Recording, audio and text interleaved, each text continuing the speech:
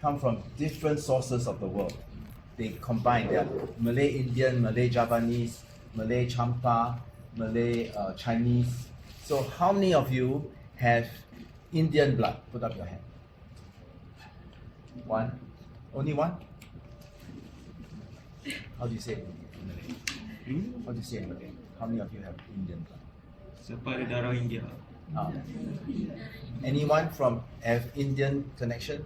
1, 2, 3. How many have Chinese connection? Javanese? How many Javanese? 1.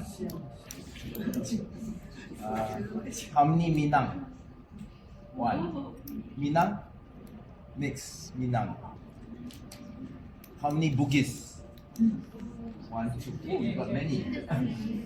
3. Okay. So you see, Malays come from different parts of the world and they intermarry in Malaysia to make Malaysia unique. So it happens in the fashion too. So I want to show the foreign influences in Malay fashion. So like your baju kurung, you know where the origin of baju kurung is? Dari mana baju kurung? Asal. Where? Indonesia. Indonesia, anyone else? Baju kurung. The Malay baju kurung? Malacca. Persia. Persia. Because in Persia, they call this kurta. In India, they also call it kurta. So it's the same pattern you'll see here, the old baju kurungs from the Middle East. Okay, so let's start with the first slide.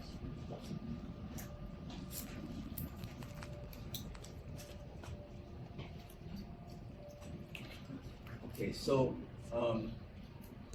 this is a Malay kebaya pendek from Pontianak. Anyone knows where Pontianak is? Yes. No. Borneo in Kalimantan Barat, Pontianak. Okay. And you know why it's called Pontianak?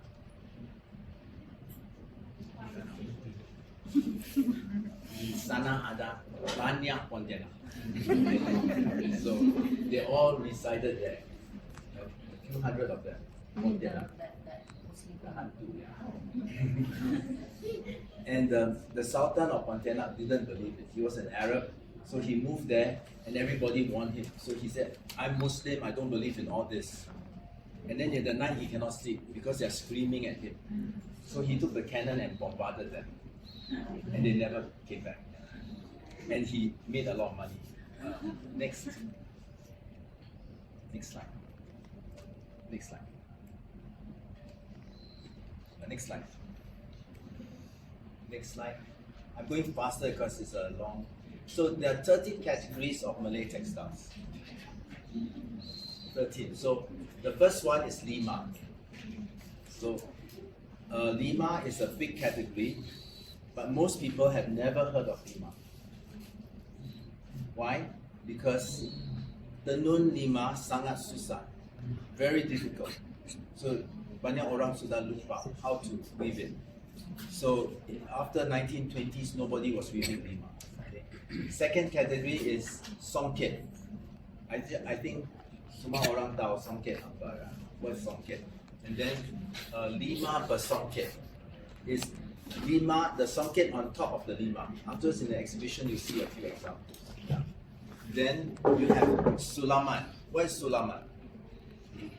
Embroidery, yes. And pelangi is tie-dye. Okay. Then they have ikat loseng, prada, batik, tenunan, cetakan, renda, tapestry, jacquard, machine print. Okay. So this is the number of categories. Next. So we have early records of Malay textiles from Malay texts like Hikayat Hang Tuah and Sejarah Melayu, and we also have from foreign texts like the Portuguese that wrote Summa Oriental and the Book of Duarte Barbosa, who came to Malacca in the 15th century. Next. So where is the Malay world? The Malay world is described by the textiles that they wear. So this area, including south of Philippines, every time for wedding, pengantin, birthday parties, bersunat, circumcision, they will all wear songket, no matter where. And sometimes the songket patterns are the same. For example, in the Philippines, they will wear for weddings the songket siku keluar, the bat elbow, the zigzag pattern. Same with Pekanbaru here. They wear exactly the same pattern and they call it exactly the same name. So I use that to identify our Malay world, Dunia Melayu. Okay, understand? Okay, next. So where did Malay culture start? Anyone? Malay culture start from which place? Sumatra. Some people say Sumatra. How many say Malacca? No one? Majapahit. Majapahit is actually Srivijaya in Sumatra. Okay, and when did Sumatra Srivijaya Empire start? 7th century. But now there are people saying it's actually 1st century from Langkasuka up here. Langkasuka is from Champa area all the way to Kelantan and Kedah. Langkasuka, and then later it went to Srivijaya, and then it came back to Singapore and then to Malacca. Right? That's the Malay civilization. Next.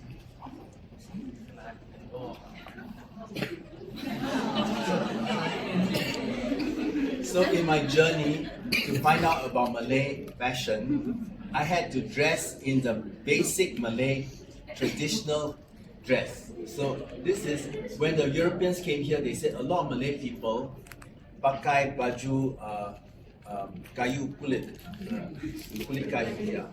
The skin of the bark skin of the tree. So I went to Alor and the people there were still dressed like that. Right? So this was the original Malay clothing that they wore. It's funny, right? But your ancestors used to dress like that. Don't look at this guy. Next. This is the earliest pictorial record of how Malay people dress. So you can see he has a baju layang, a cloak. It's called baju layang. Now very few people wear it, except the Sultan of Johor. When his coronation, he has a big baju layang, right? Like Napoleon when he's dressed. And then you have a kind of sarong, short sarong, and the women have a baju with a selendang and a sarong.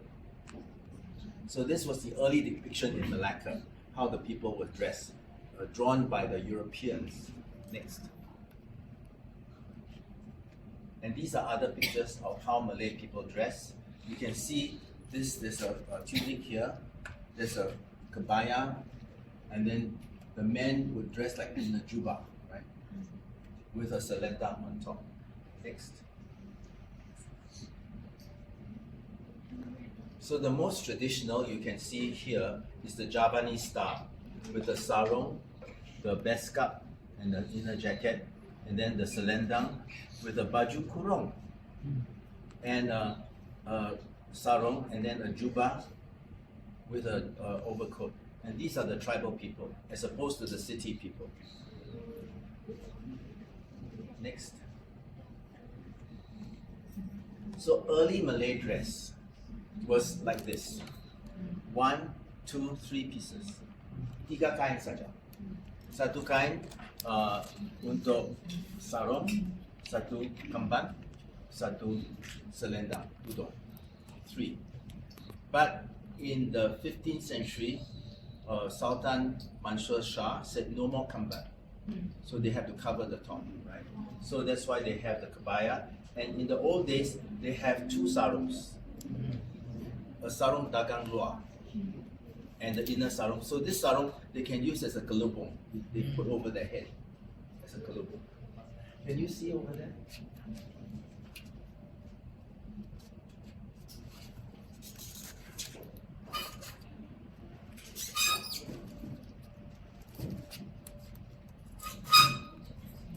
And the men, okay, when you look at this, right, your first impression, do they look rich or poor? Poor. No, they are orang kaya. Because these cloths are not cheap. You will see some of these, very hard to weave. Only orang kaya can employ, and then they have spending the belt buckle, and the kris, and the tanjak. Okay, so these are all from 1908. Orang Kaya is how they dress. For the men, only the sarong, the tali pinggang, and the tanjak. Also 3 pieces.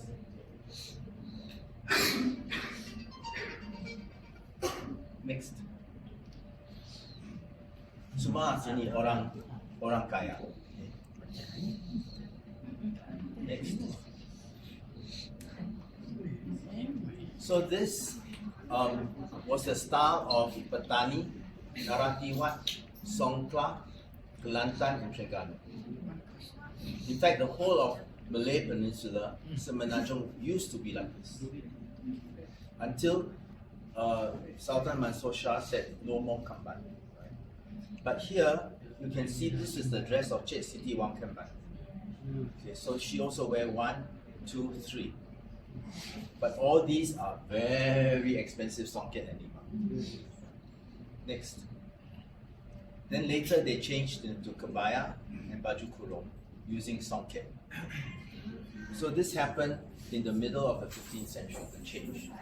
So you can see the Malay tradition slightly changing from the bark, the baju kayu, and then kayu kulit, and then from that to the 3 pieces, tiga kain, of Cik Siti Wang Kemban, and then they come to songket sarung kebaya. Hi Cik Su, we find a seat for Cik Su. Ada, you see? Okay. So Cik Su, can you stand? She's wearing a lima, can you see?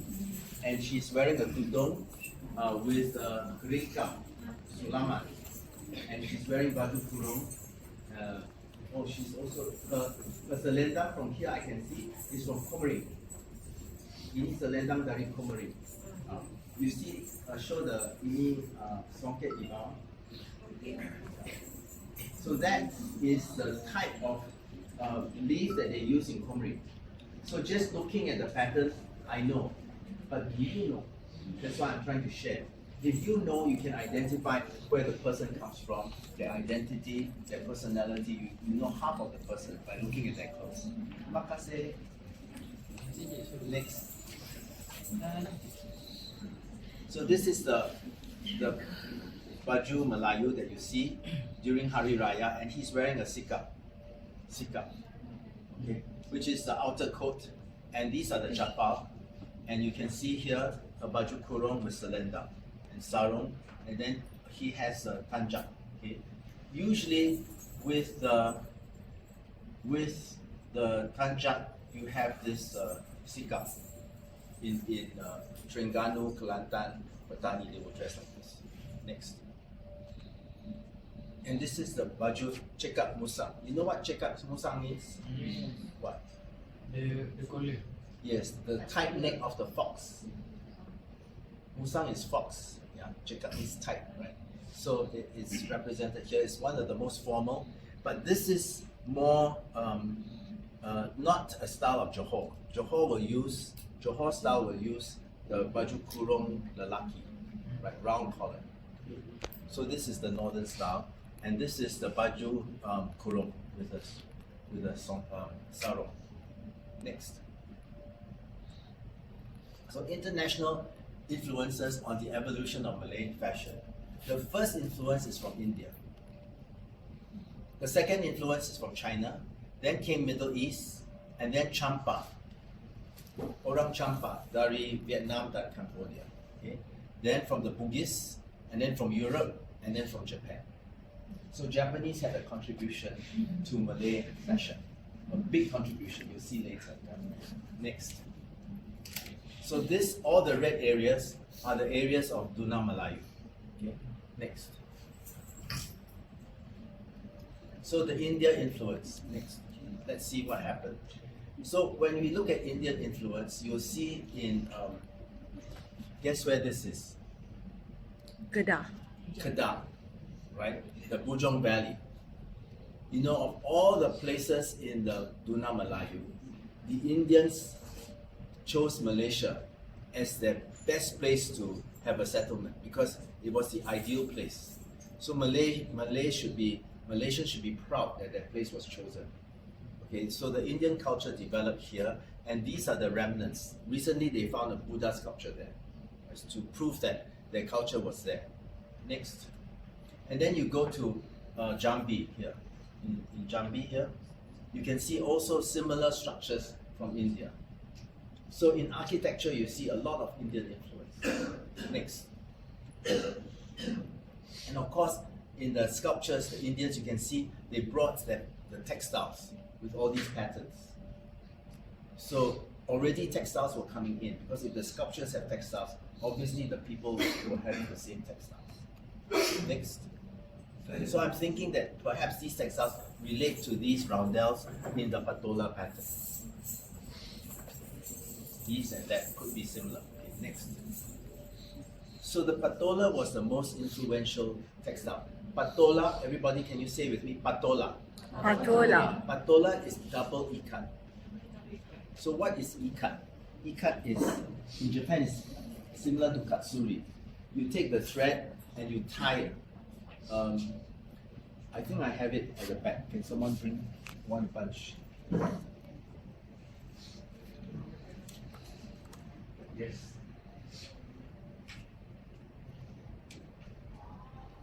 That was what we were wearing. Yes, yes. So you see here, they take the bunch of thread and they ikat there. Ikat. They ikat sini, ikat sini, ikat sini, and then they dye into the dark red dye. And then when they take it out, they are buka, ini ikat. Tetapi ada ikat, when they have the ikat, they are putih. The red cannot go in. Right? So you have all the white dots here. So in Lima, they have to weave it so the white dots match to form a pattern. So susah sekali, very difficult. So you can pass it around. So what's this? Shadow. Oh, my coffee. Sorry. So the patola pattern, the best pattern was bunga sepaku, the basket flower pattern, which is called chapati pat in India. So the pattern came. Can we have the slide before this? This pattern. You see 1, 2, 3, 4, 5, 6, 7, 8. 8 petal flowers. Was very popular in the Malay world. So they imported it from India. Next one. So this is the same, but this is the Kelantan Lima. You can see 1, 2, 3, 4, 5, 6, 7, 8. Sama bukan? Patola pattern. So they copy, but they do single ikat, not double. Double ikat means loseng, the vertical loseng, and the weft, they are ikat, and then they have to match the pattern. But Malaysia, they cannot do it. They can only do single ikat. So this is single ikat, and then they did it in songket also. You can see this is the same pattern. 1, 2, 3, 4, 5, 6, 7, 8. Patola pattern on Kelantanese songket and Kelantanese Lima. So can you see the Indian influence now? It's very strong from long ago to now. This one from my collection, that one is from the Kelantan Istana Jaha Museum. Next. So all these are, this is this cloth. You can see this is Malay and this is Indian. If I didn't tell you, you wouldn't know. It's almost the same, right? Now, why did the Malays, why didn't they continue importing? Why did they stop importing and make their own? What do you think? They wanted it in their own style. No, the Indians would do anything. The Indians were great businessmen. Any style you want, I can do. Or they wanted to develop their own people's abilities. In some ways, but the main reason was the Dutch. The Dutch put a tax on the Indian textiles. They couldn't, tak boleh tahan all the Malays buying directly from the Indians. So they put a tax, so the Malays couldn't afford it. So what did they do? The Malays are very smart. They make their own. So that's one of the reasons. Next. This one is in the front of the mannequins. Afterwards you can see. The patola pan bat. See, pan means the flower. The patola leaf, pan means leaf pattern. And this is the same pattern. This is Malay, and that's Indian. Double hikam. So meaning, they tie these threads here, and they tie these threads, and the patterns have to match, which is impossible. Nowhere else in the world but India, Bali, and Japan can do it. Only 3 countries. So the Malay people, they try and try, they cannot do it. So they think it's the textile of the gods. So that's why the sultans always put the patola behind them to give them the extra daulat, power. They feel magical power. And every place in Indonesia keep the patola in their house to protect them. So if you go and see the patola in the exhibition, all of them have holes. Ada lubang. Kenapa ada lubang? They believe that if you pull out the string and you mix with the water, you drink it, you become powerful. You can, if you have a cough or a flu, you can get well. Some of you laugh, right? But 2 years ago, somebody called me and asked me, do I have patola? I said, what do you want a patola for? My mother is sick. I said, you believe in that still? Yeah, my mother asked me to find a patola in Malaysia. So I found a patola in Malaysia, in Terengganu, in Penang, in Java, in Kalimantan, all the whole Malay world, they all import. All the way to Lembata, Alor, all the islands all have patola, and then they make their own clothes copying the patola. In Bali, they copy the patola because they believe it's spiritual. And you know that in Bali they file the teeth, so to prevent the pain from being excruciating, they put the patola behind the head. So it's a protective cloth with power. Right? Next, sultans would love to wear patola. So I used to have these pants made of patola, but the museum in Hangzhou, who also believe in the power of patola, bought it from me. So these are the patola pants. Next. So I have a set patola. Next. So these are different types of patola that exist in Semenanjung. They were imported in the old days. And PNB is going to have a museum, a textile museum, and it was donated by Tan Sri Zeti. It was her mother's collection, Puan Azhar Aziz. She has several in her collection to show the Indian connection. Because most of us look back the connection with India. So I'm trying to bring it back. And I gave this talk in the University of Ahmedabad. And the Indians were so surprised of their contribution to the Malay world. They were so happy to see that they really gave a lot to Asia. Next. Then you go to the court in Jogja, the kraton, and they do the dance beautiful, very slow, and then they flick their patolas. All these are patolas. See? So even the courts, they use the patolas a lot. The pattern. But these are fake because they cannot afford to have so many. So only the Sultan will wear the real one. But these are the patola pattern. Next. The Indian cloths were received over the whole world. Why? Because they managed to master the recipe, the secret recipe of the red dye. Di sana sejuk tak? It's okay? Sejuk. And they mastered the red dye because they use madder and azarin, they mix together and they boil it according to a certain temperature, according to a certain recipe. So the red dye is permanent and it's so intense that it attracted the whole world. So you can see this red dye, but you know how old this is? 9th century. They found in Cairo, Egypt, for stud finds.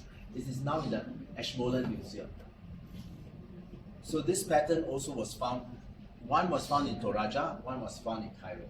So you can see they spread their textiles all over the world, so much so that India exported 80% of the world's textiles. 80%, can you imagine? Everybody was so enamored of their red. But the British didn't like it. The British came, they saw, they conquered, and they killed. They burned down the looms, they cut off the fingers of the weavers. Terrible, right? They didn't use moringa for that. Not in India. Morinda is in this area. What, Next. did they do that because of the Industrial Revolution? They wanted to build They up their wanted- own industry yes, back in so they put a UK. high tax on Malay textiles and Indian textiles, and they sold them with low tax. So they took over. So India later became only to produce 2% of the world's textiles. Next. Next. Before this. Yes. So you can see even the patterns of Indian textiles influence the Malay textiles. So this is batik selendang bersidang. What is bersidang? Meeting. Huh? Meeting. Get together. So when all the Muslim ladies they want to get together at the mosque, all of them will wear the selendang bersidang. So you can see the triangle means we have a meeting of all the women today. And where does this pattern come from? This is Indian trade cloth, Indian print. So it must have influenced the Malay ones. Next. So you also have this shape that they use as a dodot. So many Malays are not familiar with dodot. What is dodot? Dodot is a huge piece of batik. You know the size? It's the size of this room. And they wrap many layers, so they wear for royal weddings. And the sultans can wear it. So it's, you see many layers like this. This is the dodot. Next. And afterwards in my exhibition, you can see sembagi. Excuse me, at the back is a bag. Can you lift up the bag? Ada satu sembagi bag. Yeah, let's show everyone. Just the bag. No, inside. No, the bag. Just the bag. So this bag my friend made for me, but she copied the sembagi pattern. You see? Exactly the very similar pattern.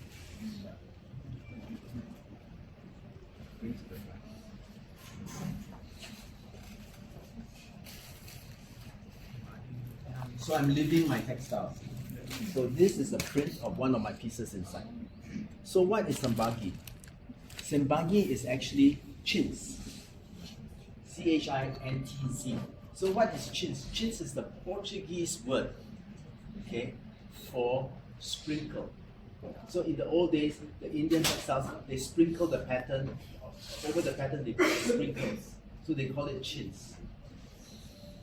But later, these patolas, according to Malay taste, chintz, they made patola patterns on it. But patola in Malay is called chindai. Chindai. Why is it called chindai? Because the Dutch word for patola was chinde. Tjende. So in Java they call it chinde. In Sumatra they call it chindai. So chindai is for patola. But this is called chintz. So many Malays got confused. They also call this patola. But it's not patola. This is sembagi or chintz. So chintz is not patola. Patola is chindai. Confusing, right? Sorry about that, but that was why many people got confused. So next. So you can see they're wearing it. So this is one in a 17th century print, and this is one from my collection. So this is also dated to the 17th century. But they use all these Indian prints for their baju panjang. Next. So this is in the Singapore Museum. So these two are chintz. This one is from Gujarat, and these are from Tamil Nadu. All baju Melayu. But the early baju Melayus, they use a lot of Indian prints, cetakan. Ini bukan batik, cetakan. Next. Okay. Can I ask you, cantik? Hi, it's me. So why did I say hi, it's me? Because many museums, they find the top and they find the bottom from different places. They dare not match it because they feel that they match it wrongly. So what I do is I try to do my research to match it correctly, authentically. So how do you know that I matched it authentically? Next. I match it with old prints. You see the color of red and the purple here, and the long selendang. So where am I going to get a long selendang? Fortunately, I have a collection of 5,000 kain. I have 5,000 kains. So I look through, I say, I got one long one. Only one. So I use that to match this, you see. So I get my matching from authentic pictures. This is also the same. Next one. See, blue and beige. So this kind of blue and beige with a sapu tangan here. And you know what this is? The sapu tangan, they ikat their kunci. So the keys are to show you how important she is. Because she holds all the storage rooms of her husband. So that's where all the money is. So if you want anything, you have to ask her for the key, even the husband. So it shows how important she is. These ladies are called nias, you see. Nias. Later become nonia. Nia. Next. So these are all the matchings, authentic matchings. These batiks come from the same area, so that's how it's matched with the sapu tangan and the sarung and the selendang. These are all from Sumatra, Palembang. Palembang is Melayu. Next. This is one of my favorites. It's very difficult to find this kind of batik. Actually, it is not batik. Huh? Not batik? Doesn't it look like batik? It is a Malay wood block print. Batik perlu pakai linen. Ini ada linen, ini ada pakai linen. Sini tak ada. They take the wood block, they put on the color, and then they print directly. So this is early Malay wood block. Javanese, they don't use wood block for their early batiks. If you go to Terengganu and Kelantan, they also use wood block. If you go to Narati Wat, Songkla, in the museum, they have many wood blocks for their not batik, for their prints. So Malay batik started with prints first in the 19th century, and then only in 1920s,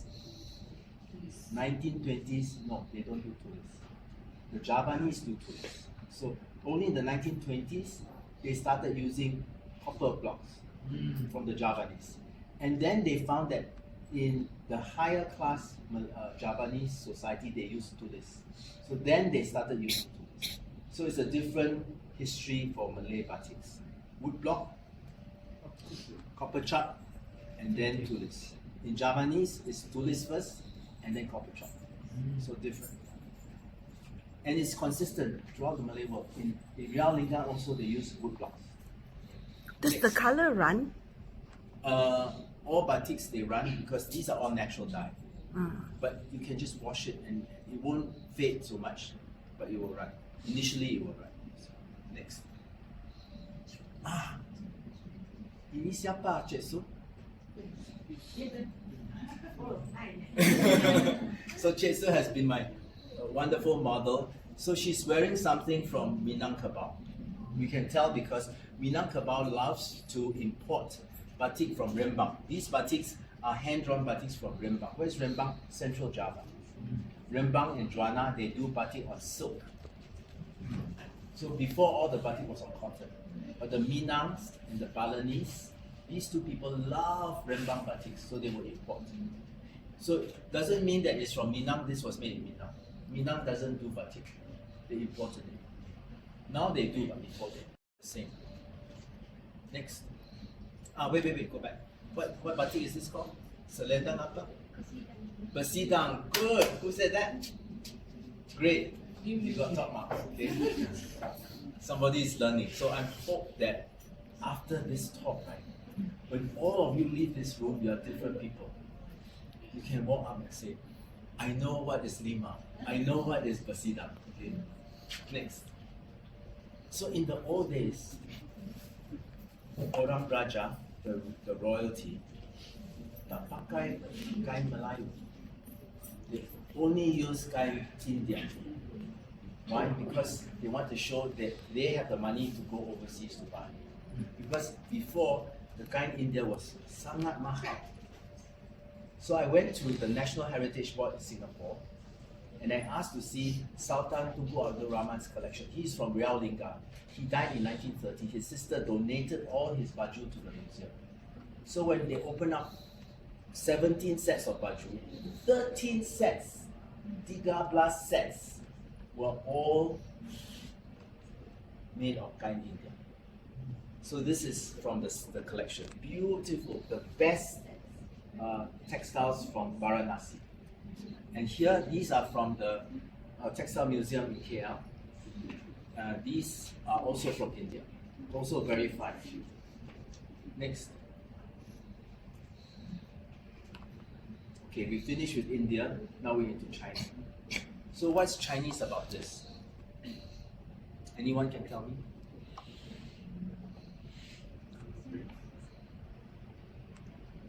The Chinese influence, you know where? The top headgear has phoenix, other phoenix. What else? Burong Hong, they call it. This one. The Chinese wedding, they also have it. They call it Yun Jian cloud collar. It's like a cloud. Okay. So every Chinese wedding, you see the bride, especially the Peranakan ones, they have this collar. It comes from China, but they use silver to decorate it. So that's Malay. And the color, the red for wedding. This is worn by the bride. This is worn by the bride's mother. So the red, the Chinese love red because it's a symbol of luck. So why is there Chinese influence in this area? The Sultan Baharuddin I, he liked Chinese women. So one of his wives was a Chinese, actually 3 of his wives were Chinese. So the first wife was actually a Chinese Peranakan from Riau. He met her in Singapore and she was super smart. She said, after you marry me, I will not follow you back to Palembang. Huh? Where do you want to go? Boleh duduk di Bangka. Bangka? Why? Ada timah. Tin. She's eyeing the tin.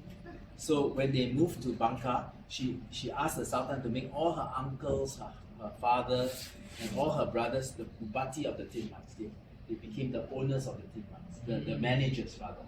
So they made a lot of money. They prevented the Dutch from taking it over.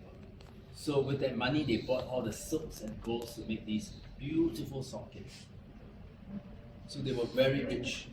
The Chinese influence started coming in. Next. So these are all the songkets from Semenanjung. Beautiful. You can see them over there. And this one has copies of Patola pattern, but a lot of them have the Teluk Berantai pattern, meaning Teluk means the empty space here, and Berantai is the chain connecting, and these patterns come from India. Next. And this is my favorite model again, Jesu. Remember? Ada lupa tak? Beautiful in the royal, this is only worn by royalty. This is Semenanjung Beauty, and that is a princess from Palembang. So the different styles, but all wearing songket. So this is Indian and Chinese influence. Next. So I want to say to you, you're all very lucky. First of all, to find the top is already very hard, but to find the top with a matching bottom is even harder. And then to put it together and find the right model to wear it is even harder.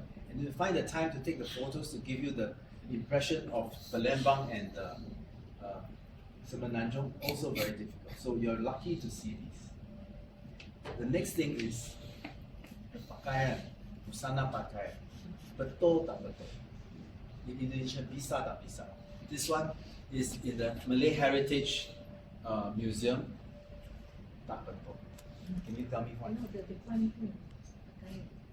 In Sumatra, it's all in the kepala is in the. But tell me why it is. When I showed this to my friends, they all said, "Huh? How can you match like that?" They never match batik with songket. Batik you cannot wear for wedding. You have to wear songket. The only place you wear batik for wedding is in Kraton, in Jogja and Surakarta. Also, when you go to wedding in Jogja and Surakarta, you cannot wear sarong. It's very impolite. Bad manners to wear sarong. So what do they wear? Kain lepas. You have to see the central fold. Only that's to respect the Sultan, you have to wear lepas. You cannot wear sarong. So if you get invited to a wedding in Jogja, make sure you wear kain lepas, bukan sarong. So this is kain lepas. This piece is in front. So textiles tell a story too, like this one. Who is it worn by? It is worn by a janda who just got remarried. So the purple shows you that she's already got remarried, you don't have to trouble her anymore. If it's green, that means I'm still looking for a husband. Ini 5 polos atau 5 kosong. Next. So this is a batik kosong. You see here. Next. So the next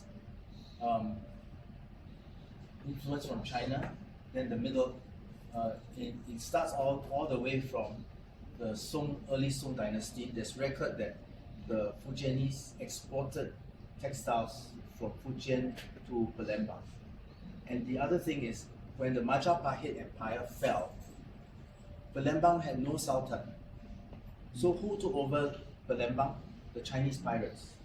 So it was controlled by Chinese for a long time, for the trade, right?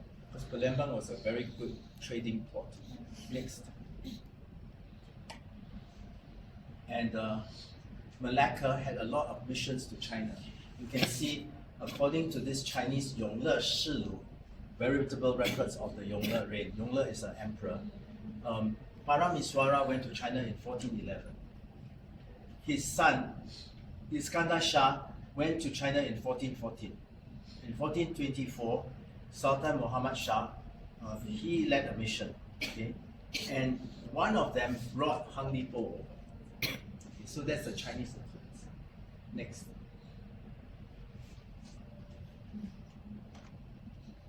So it's also not just recorded by the Chinese, but recorded by Malays, and also Sejarah Melayu recorded it, and also by the Portuguese. Okay, they also had Chinese shabandas looking after the port.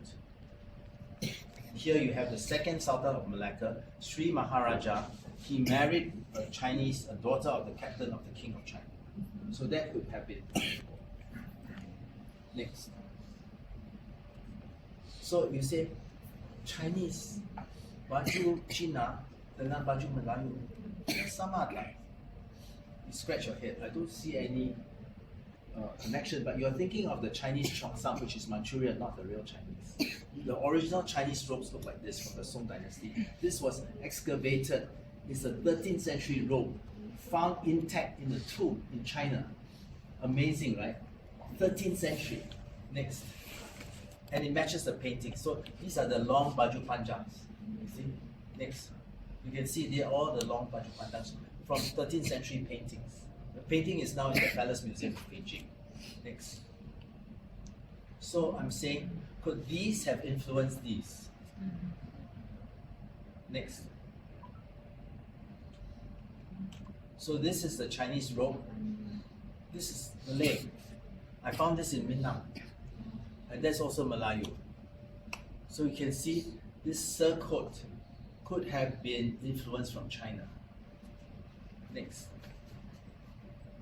So this is the Chinese. The only difference with the Chinese is there's a slit here. Sini ada buka. Baju Melayu tak ada.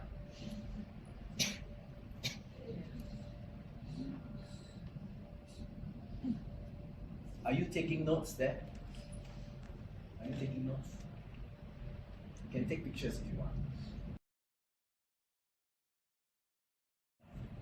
So these are baju panjangs from Ambon, the Malay people of Ambon.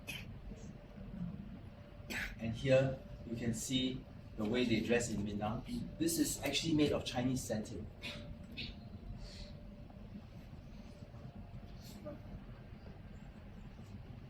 Next.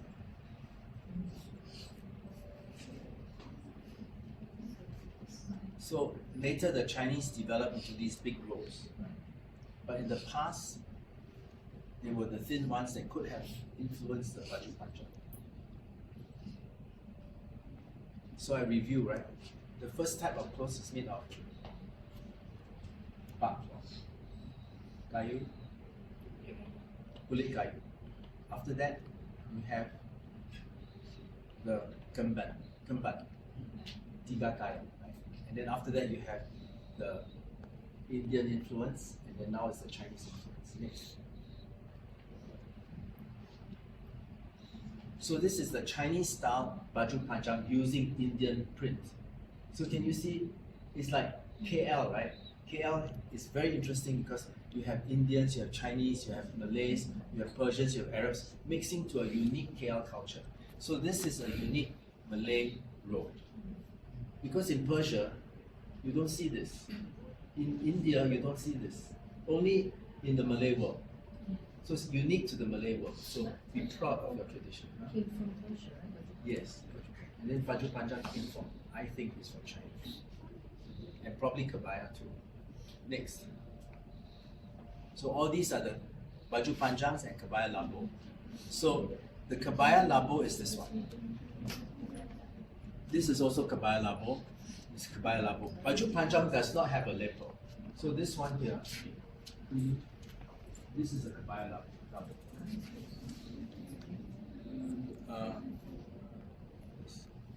Cantik. Very simple. The cut is beautiful.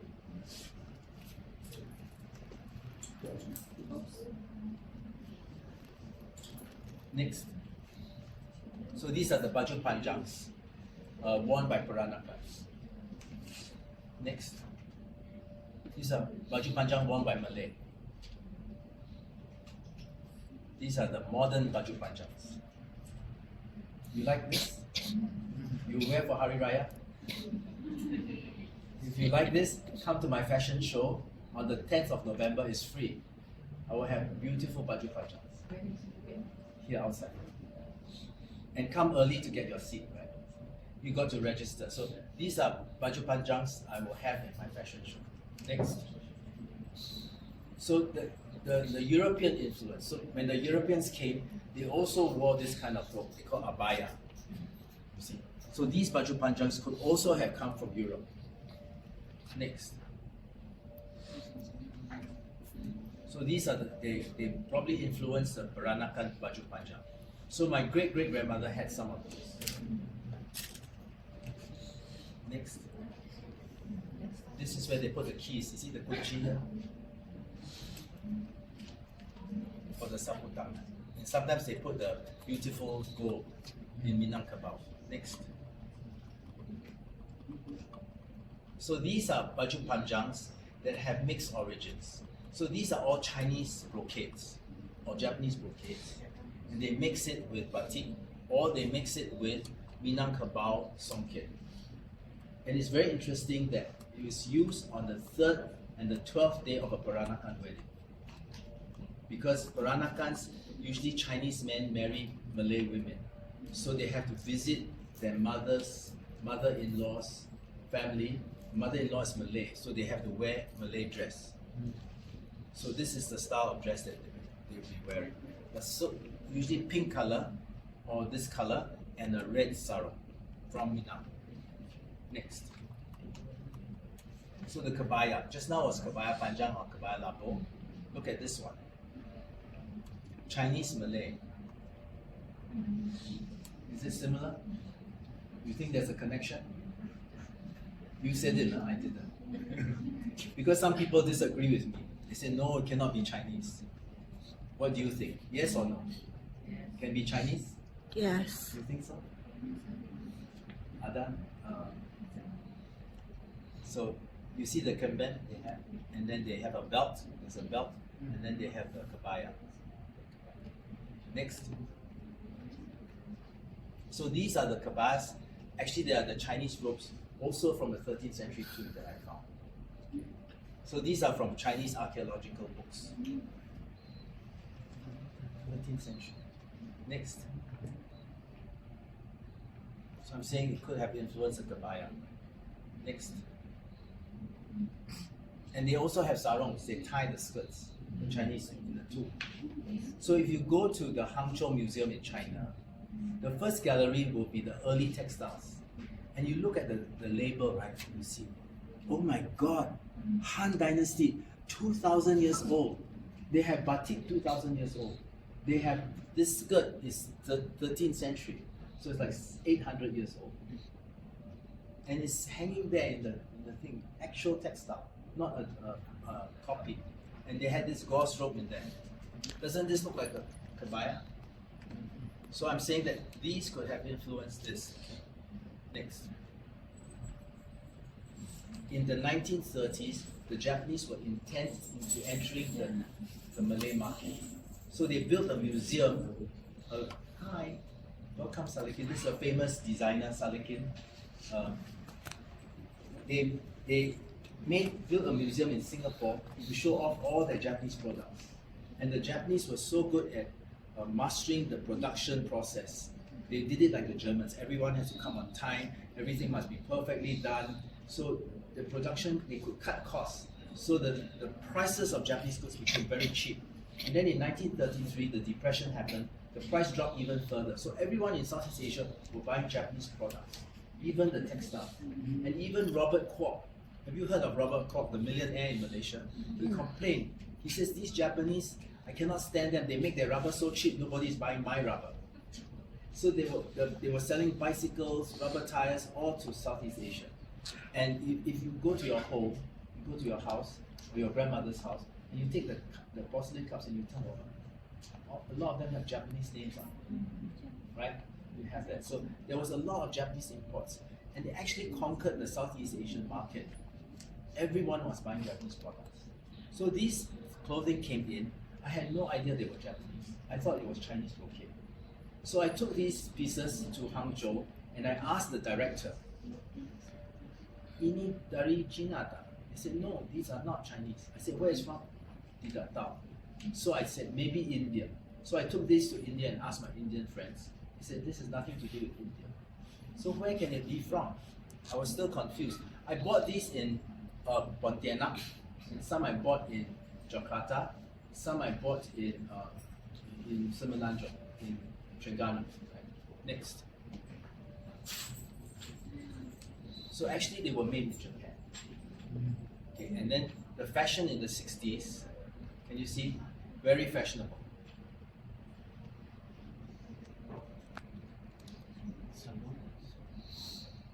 And tight hips and all that, low cut. And all these were Malay students. And the kabayas are all wasted. Next. So the influence from the Middle East. Next.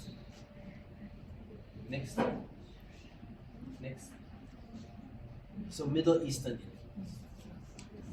Everyone familiar with laksa? You know where laksa comes from?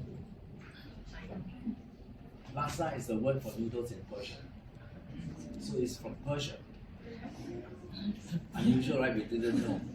So the Persian influence was so deep. For example, Istana. You know what's the Persian word for Istana? Ashtana. You know what's the Persian word for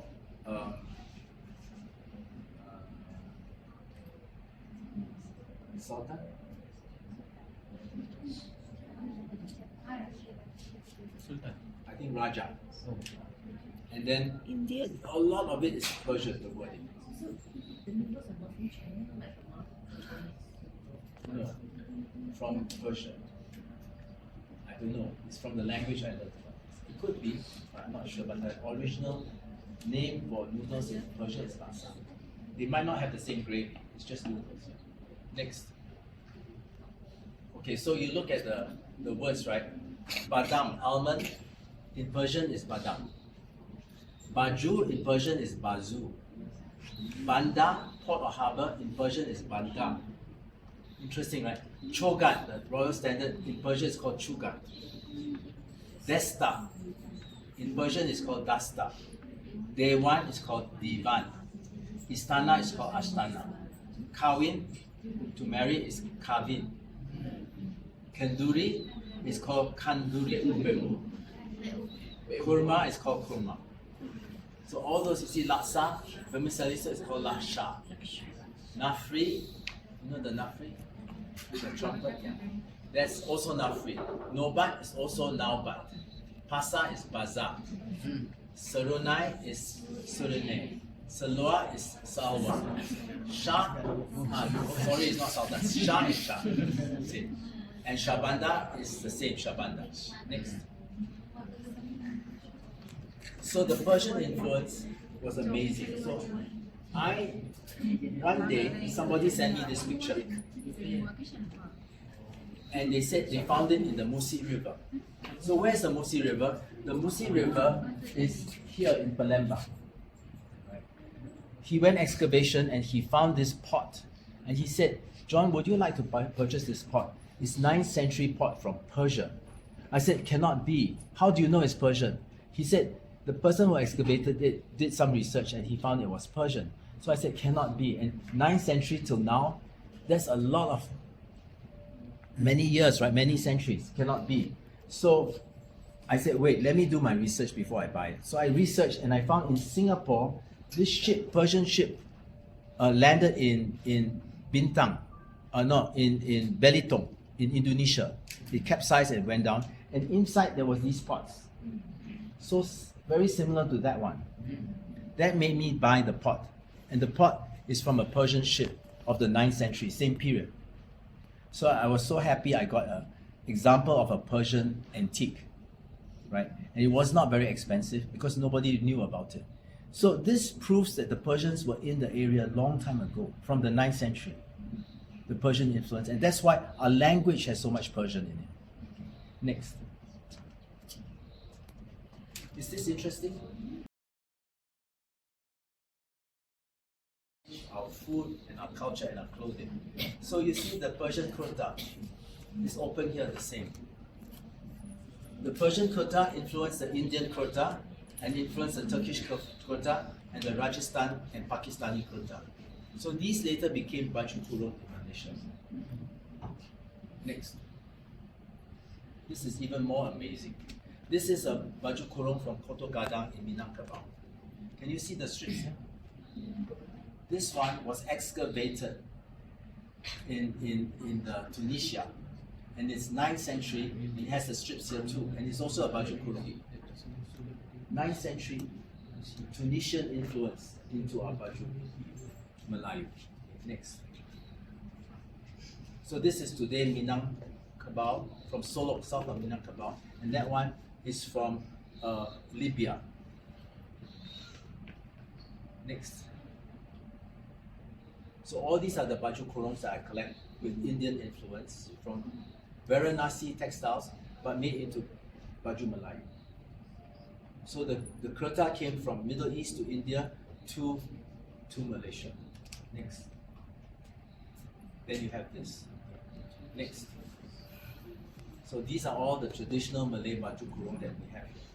So when we look at it, right, you can go home and tell your mother, Mom, you know you're wearing something Persian? We have very interesting influence. So I'm saying Malay culture is so interesting because it has a mix of all these cultures to make this a very rich heritage. Next. So all these are how, if you want to know, Salikin is going to do a workshop on how to make a baju kurung. Okay, you will get the cloth, right, and the paper to learn how to cut baju kurung, and then he'll teach you how to do the tulang belut, the stitching here, so we can all register for that class. He is doing some of the baju for my fashion show as well. Next. And this is the baju kurung using Indonesian batik, but it's Malay. I found this in Terengganu. And this is the old baju kurung using Chinese textiles. Next. And I own this baju kurung.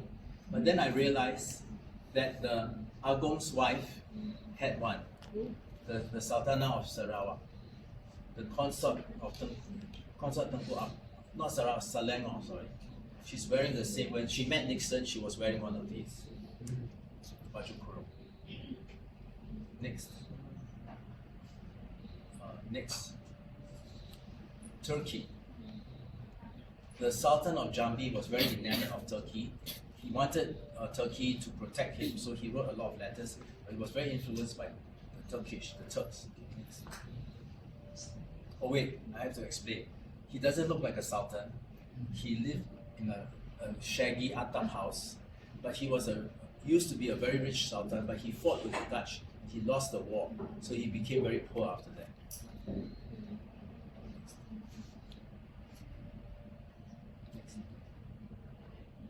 Next.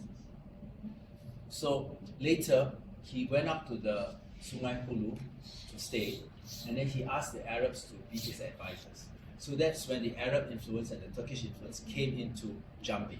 Okay, next. This is this is owned by one of his advisors. They were very rich, okay, but after that, this is the house already in ruins in Jambi. Next. But they imported a lot of Turkish and Arab clothing. So these were all found in Jambi and Palembang and Aceh, but they are Middle Eastern style, not Malay style. This is the jacket. They call it shaluka in India, and they call it baju apa? Baju bin. What is this called? The jacket. You remember? No, not baju. I forgot the name. Next.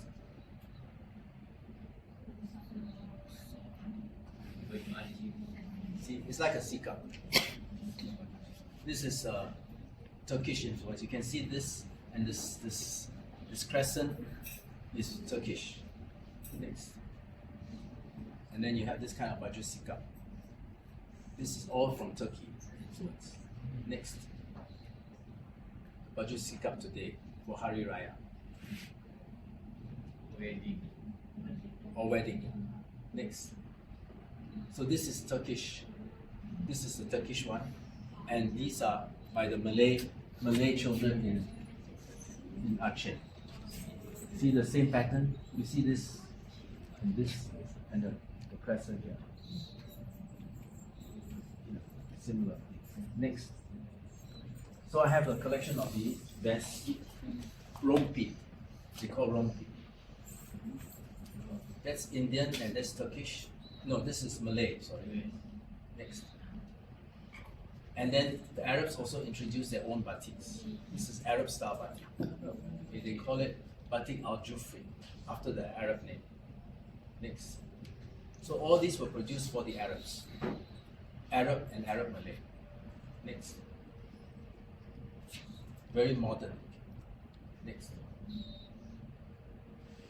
Next. So this is how the Arab Malays were dressed.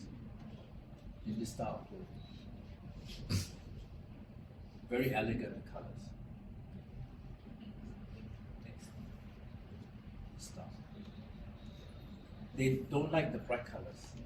The colors are very shibui, more subdued, right? Next. And these are the Arab clothes, the juba, came into the Malay world. Next. And the salwars. These was kafiyas. You know what kafiyah? The Arab headdress.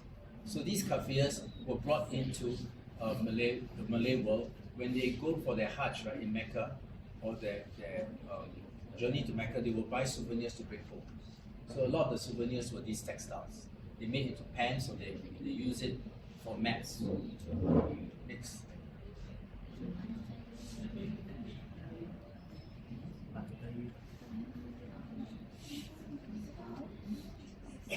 Also the Portuguese influence. Now we go from Middle East to West.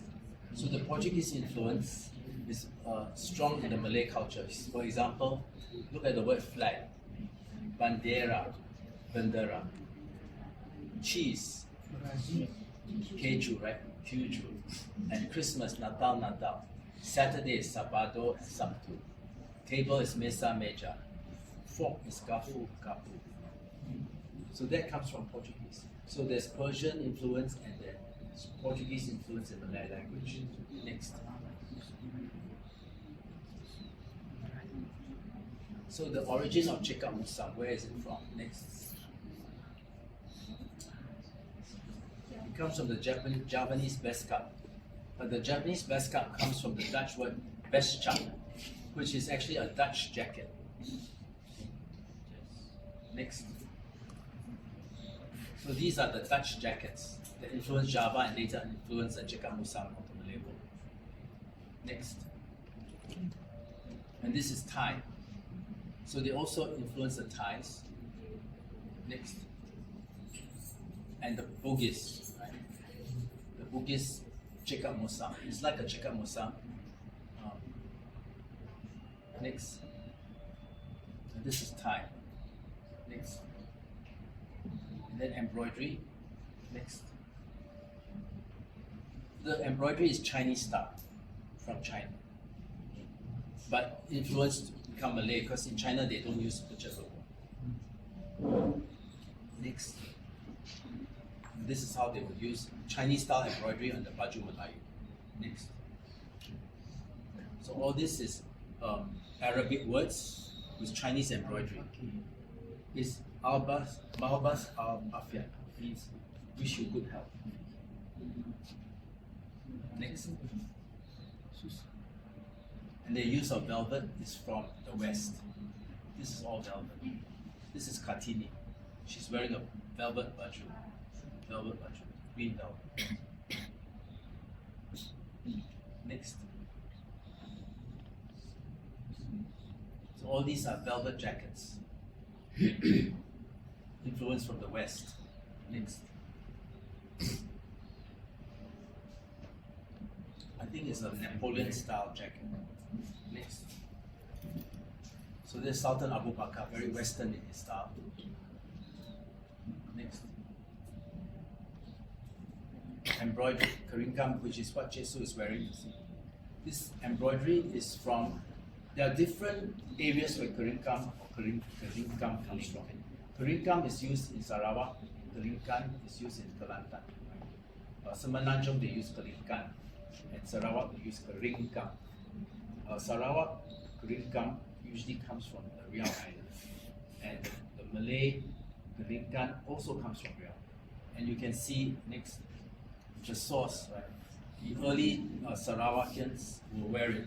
So you have to be aware that in Sarawak, every Malay lady wants a Keringkam. Selaya, the short one, Selendang is the long one. Short is Selaya, long is Selendang. Okay, so the Keringkam in Sarawak costs between 20 to 80,000. Right. So in Malaysia, in Semenanjung, they feel it's too expensive. They don't have the love for their heritage. Because every mother say when you get married, you have to have a Keringkam short. But in Semenanjung, they don't say that. So you go to the airport, you can buy a Selendang with a zircon iron on it. How much? 5 ringgit. Also have the glitter. So these are Sarawakian ladies. Everyone has a Keringkam, no matter how expensive. Their dream is to own one. So it was instilled into their dreams and culture as early as when they were little girls. When you have married, you have to have this. It's like their bridal dress. So these are the Dayangs of Sarawak, the royalty. They were all wearing Keringkam. Next. And this is the White Raja, his wives. They all wore Keringkam. Next. And this is a Sarawakian lady wearing Keringkam shawl. Next. So Keringkam is actually sulaman, but using a ribbon, not a benang, ribbon, gold metal ribbon. And they say that it came from Lucknow. So when I went to Lucknow, in North India near the Pakistani border, everyone was using Keringkam. And it was so cheap there. Then I went to Riau, everyone was using it. They say it could be coming from India or it could be French. because the French Napoleon Bonaparte, he loves curry gum. So all his robes have curry gum. But in France, they call it clinquant. So clinquant, curry gum sounds very similar. So did they come from France or did they come from Lucknow? But the people who are very adept at the embroidery were the Turkish and the Egyptians. So some people say it came from the Middle East, some people say it came from the West, some people say it came from India. So we don't know where exactly it's from. So these are both pieces for Pontianak. Pontianak does a lot of curry gum. Next. Pontianak. I wonder if the Hantus wore this. Next. All from Pontianak. Next. I had a curry gum exhibition in Terengganu once because Terengganu was famous for their curry gum. They did some of the finest curry gum, but now not a single person in Terengganu can do curry gum. But in Kelantan, I'm very happy there was a lady, Nick Muhammad, but she, when she embroidered, it was only one person. Now she taught her daughter and 6 other people. So there are about 7 or 8 people doing it. So after 6 years, I'm happy to say that Kelantan is spreading the craft. She's also teaching in prison. In the Penjara. That's good because in Penjara, nothing to do, right? So they can spend their time on show. I hope they get paid. I heard they don't get paid well. Next. So this is a Pontianak Sultan and his wife, but she's wearing a curry gum shawl, which is similar to this one. Next. All these are the Pontianak princesses wearing curry gum. The whole baju kebaya is curry gum. Next. All these sarongs are curry gum. So it's very common to use it in Kalimantan. Everybody does that embroidery. But here, very few people do it. So I like to share with you that we should pay as for Malay people, we should pay our attention to Kalimantan and Borneo. Because a lot of Malay culture is kept intact there. Even the Melanau people, they keep the Malay culture. They're Melanau, but they love Malay culture. So a lot of their things are Baju Melayu. And they keep it more intact than our culture here. So if you want to study Malay culture, look into Borneo and Kalimantan. Next. This is in Riau Lekar. Also very popular, curry gum. Next. And this is in Sumbawa. They are famous for their curry gum. Next. And this is our ex-queen. When she got married, she had a curry gum shawl. She shared this picture with me. Next. And this was my exhibition, so I loaned them all my curry gum shawls. So I said, how many museum stuff you have? They said 12, so I lent them 12 curry gum shawls. I have about 300 curry gum. Next. And this is the old akad nikah, they have curry gum. And this is a wedding in Singapore, there's curry gum on it. So Malay tradition, they use curry gum from Turkey, from Egypt, from Europe, from India, right? Next.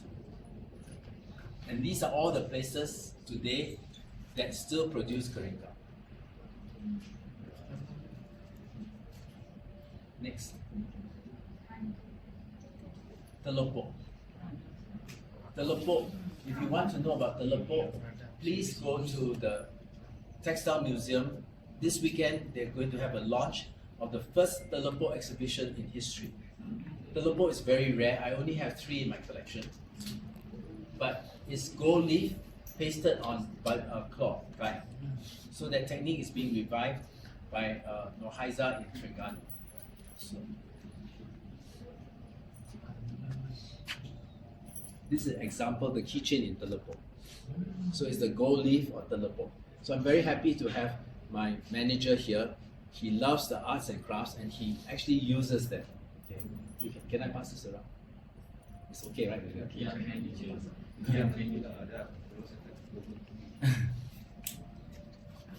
Okay, next. Next. They stamp the glue and then they paste the gold. We've had the workshop. Probably next year. Next. This is my collection of teleport. Next. So in the old days, all the royalty would wear teleport. This is teleport tanjak. This is a teleport sarong. Okay. Next. So this is how to do the teleport. You have to garuse the cloth first, and then you garuse first, and then you put the glue on here, and then you take the wood block and you put on your hand, and then you chop it on the cloth, and then you put the glue over, and then you garuse again. So it's a very tedious technique. Next. So all these are the teleports, something. Usually this is a Johor and Pahang style. Next. And Riau also. This is a typical Riau type of teleport. So he's wearing a teleport sarong. Next. This is all teleport.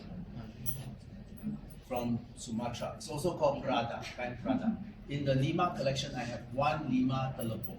It's very rare. And it's not in very good condition, but it's hanging on the wall. Next.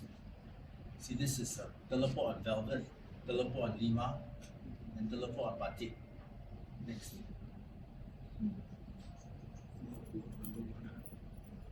These two pieces I had, unfortunately sold. Next. So this is a modern teleport. And this is very fine teleport, very elegant, not so shiny. Next. This Indian teleport, they call barak. So they're stamping the glue and then they put the gold up. Next. And the Koreans also have, for the Korean wedding robe, they put the gold in. This is Indian teleport. Next. The Champa influence from Vietnam and Cambodia. Next. The French recorded this influence. Next. They influenced the Pelangi. So these are Pelangi selendams that they used to wear in the 1930s. Next. So all these, they also wear baju kurung. Next. So this is in a museum showing the baju kurung. This is a museum in Vietnam, and that's a museum in Cambodia. Next. You see they wear the baju kurung like this in Vietnam. Next. This old Vietnamese family wearing baju kurung. This is the Cham family. So you have to know that a lot of the people in Kelantan, how many of you are from Kelantan? Kelantan. Maybe your ancestors have Cham blood, because many people from Champa migrated to Patani, and then from Patani they went to Kelantan. Right? So the food from Champa and Kelantan is very similar. So when I went to Vietnam, the people were speaking Kelantan, Kelantanese dialect. Right? So I was very surprised. So these are the Chams from southwest Vietnam. Next. So this is the Champa people from in Ho Chi Minh, and this is my collection. I dress my Malay friends in Champa clothing. Next. These are the Champa men in where is it, in Cambodia, Phnom Penh. They are wearing the belly guard. Next. It's a Cham wedding. Next. This is when I met my Champa friends in Cambodia. It's a Champa wedding. See the Pelangi? You see a lot of this in Malaysia and in Sumatra. Next. It's very similar to the one in Singapore, the wedding headdress. Next. So all these are Cham textiles and Cham baju. Does it look Malayu? A little bit, right?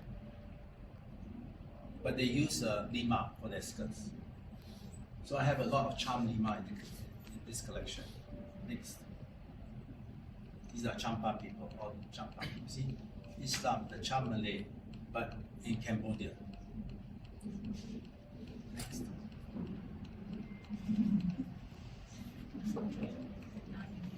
Then Bugis, Makassar. So Bugis, they wear baju bodoh. Di dalam tak ada nothing inside, empty. So the baju bodoh is exposed. But they're Muslims, right? Next. Bugis influence. So all these are the Bugis because they love the kain pelika. Next.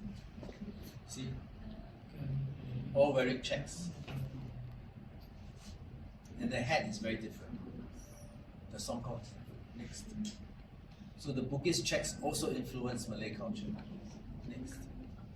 In fact, one of the Bugis, he went to Riau, and then from Riau, he went to Pulau Keladi in Pahang. So he set up the Pulau Keladi weaving that the ex-Permaisuri is reviving. So Pulau Keladi does a lot of check sarongs. So this is the type of sarongs the men would wear. Next. When you go there, everyone is in checks until you don't want to see any more checks. Next. Next. Even the baju is checks. Doesn't this look like Burberry? The Burberry checks. Next. Next. So kain pelikat actually came from India. It was from Pulikat, but by the time it reached Malacca, it became pelikat. Next. We have the Malay style with the kris in the checks. So next time you see the checks, you know it's from India, and you also know it's from Bugis. Two sources. Next. So all these are different checks you can see. Next. Next. This is in Africa, they are wearing kain pelikat from Madras. This was taken in 1991. Next. So these are the checks now in modern checks from Pahang. Next. The checks, Bugis influence. So these are the checks you see in here. Next. They call tapak chatur, the chessboard pattern, and the jalor pattern. Next. So these are the jalor pattern. Next. All the jalor. These come next. Bugis. The Bugis love the stripes. So these are the Bugis. The Bugis, they don't tie their sarongs, they don't gulong, they just hold it on the side. So one side is for married women, the other side for unmarried women. So next. These are all the Philippines, influence from the Philippines. Next. So the Filipinos, you'll be surprised, are very Malay in south of the Philippines. So they also wear the check sarongs. And these are Filipino women wearing the kabaya. Next. Filipino men and women, they wear like the Bugis as well. Yes, Maguidana in Mindanao. Next. So all these are the Filipino ladies wearing similar sarongs. They hold it like a Bugis. Next. And the Malayu, it looks like kabayas, right, that they're wearing. Next. And the Pelangi rainbow. This is the Pelangi. This is tie-dye and this is tie-dye. Next. So these are the Pelangi textiles that were influenced by different places in the world. Next. All Pelangi. Next. So Pelangi in Sumatra. So Pelangi comes from Bandini in India. So the name sounds a bit similar. Bandini means to tie dye. Sumbawa, the tapestry weave here. It's hard to explain the weave, but it's the weft and the weft matched together, so it's flat. It's not raised. Salikin, in the black box underneath my black table, there's a tapestry weave in the black box. So it's end to end. Yeah. Yeah. You pull it out. It's a tapestry weave. That one. So this is tapestry weave. Did you get back your key? This one you can pass around. So you feel it's flat. They join together the pattern. They make a beautiful salenda. You pass around. So this is tapestry weave. This is from Sumbawa. Next. India also does it. You see this tapestry weave. The easiest is to do these arrowhead patterns. Next, this is Bugis tapestry. Next, the most difficult is the Filipino one. They call it piece. It's like the piece in Sabah. This is all tapestry weave. This also. This I sold to the museum in China. Next. Kain Siampitan, they call it. Next. And then Ikat Loseng. I had to cover this, yeah. But you see the Ikat Loseng here in the arrowhead. These come from Persia. Okay. Next. See the Ikat Loseng. Next. See this. This is the officer in Kelantan. He's wearing Ikat Loseng. Like this. Next. Ikat Loseng. Next. These Ikat Loseng come from the Ottoman Empire. Turkish influence. Next. So you find a lot of this in Aceh, and the Achenese influence the Terengganu people. This comes from Terengganu. Next. If you go to the Istana Jaha, you will find in the first room the Ikat Loseng, but these come from Aceh. Next. And the Achenese were very much influenced by the Turkish. Next. See, they're all wearing this Ikat Loseng here. Very hard to see, but it's the same Ikat Loseng. Next. See this, the pants. Ikat Loseng from Aceh, Turkish influence. Next. And the Gujarati influence. Aceh is here. Next. All these this is the kafia they use. The Malay men would use the kafia as a selenta. Next. Next.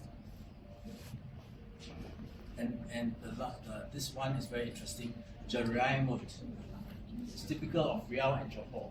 So and Pahang. So the royalty would wear kain jaraimut. It's silk on the outside and cotton on the inside, because Muslim men are not supposed to wear silk. So they make a combination of silk and cotton. So cotton on the inside, it doesn't touch the skin. So when you go to court, you look gorgeous outside, but you're humble inside. Okay. So this is one of the sultans of Pahang, Sultan Mahmud. He was only sultan for 3 years, and then he passed away. He's wearing a jaraimut with actually a telebot you cannot see here. Next. This is the sultan in Terengganu.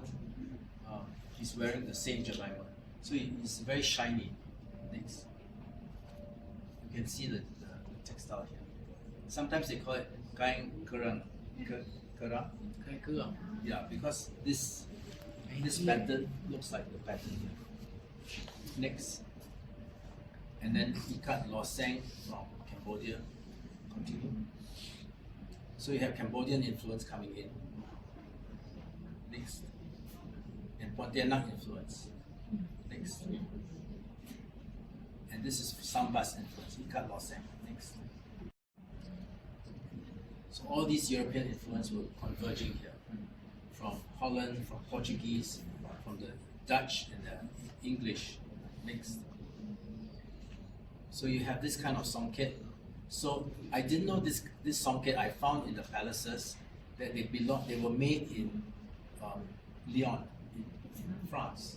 Until my friend had a piece he showed me with a note that says it's made in Lyon. So songkets made in France for the Malay market. Can you imagine? So that's the foreign influence. Next. So all these are made in Lyon. Jante, beautiful songket. Next. And then these types. This is one I found in Aceh, but I think they were made in Singapore for the Malay market. It was made in the 60s for the P. Ramlee market, for all the movies. It's made of polyester and rayon. Next. And this type, pineapple, made from pineapple fiber. Next. But probably produced in Singapore. Next.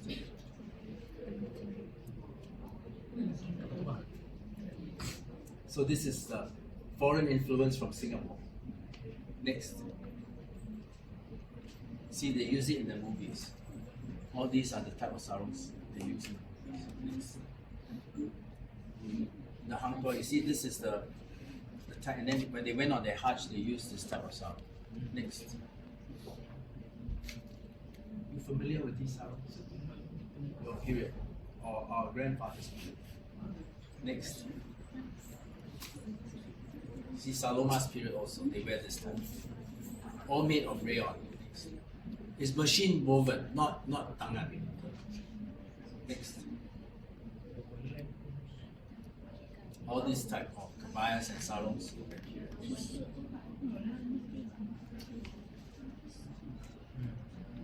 Next. I have one outside after you have a look. It's all of sailboats. Next. Even in Songkla they have this. So Songkla in South Thailand was part of the Malay world. Next. So all these are made of the. This one I have outside. This one. So these were 1960s influence from Singapore. Next. Cetakan. These cetakans are influenced by the Cubans. You see, these are Cuban Latin American dancers. So if you all don't know the history, in the past, your grandfather will have dinner with the family, and then after that, about 8:30, he'll say, "Goodbye, family. I'm going out to the cabaret." You know where the cabaret is? Federal Hotel. Federal Hotel, there's a cabaret, and they will be dancing, and all the cabaret girls will line up, and then you can choose who will dance with you.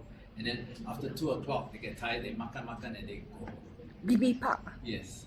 So that was the old days. And the music was the Dangdut. dangdut, and also the Cuban Latin American music. So that's why you have Latin American influence in the kabaya. So some people, they don't know why are there any Cuban dancers. Because at that time the music was very popular. I think in Japan too one time, right? Latin America. Next.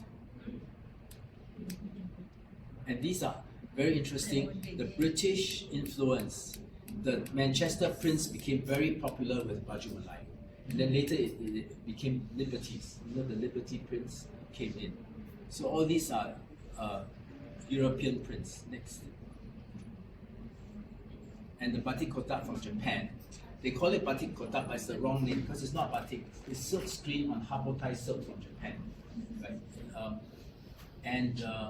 They copied the Manchester prints because they knew that the Malays love English prints. So the Japanese were copying English prints for the Malay market. Next.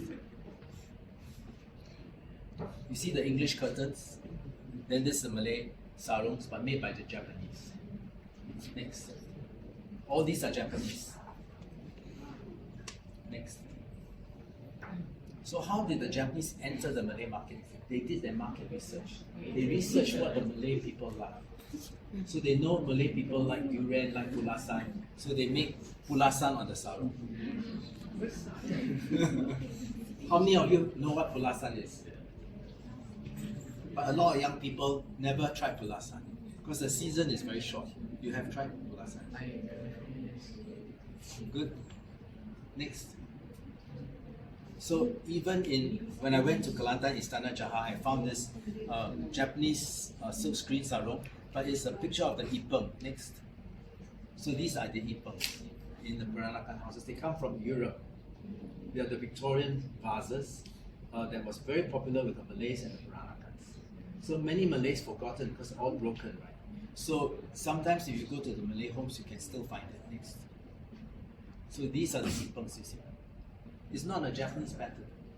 It's Japanese for Malay market. Next. You see the ipeng here? This one here and one here. It's the same. And it's a Malay wedding. You didn't know, right? I think you saw in my house the ipeng. I have one in my house. Next. You see this? These are ipengs for Malay wedding. Next. So how the Malay women wear it? These sarongs are very thin. Habotai silk means light as a feather, and often it's very jarang, see-through.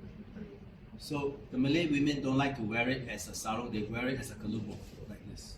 And this is, you can see the texture is very, very different. The cotton one is stiffer. The silk one has more fluid feel to it. Next.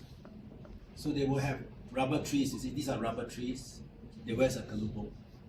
Next. And this is how it was worn. See the pulasan. Next. And these were definitely from Japan, because my friend found an article that talked about imitation Japanese batiks imported from Kobe in 1934. But the guy who sold it got arrested because he claimed that his colors are not fugitive, means the colors don't run. But when the people brought it home, all the colors ran.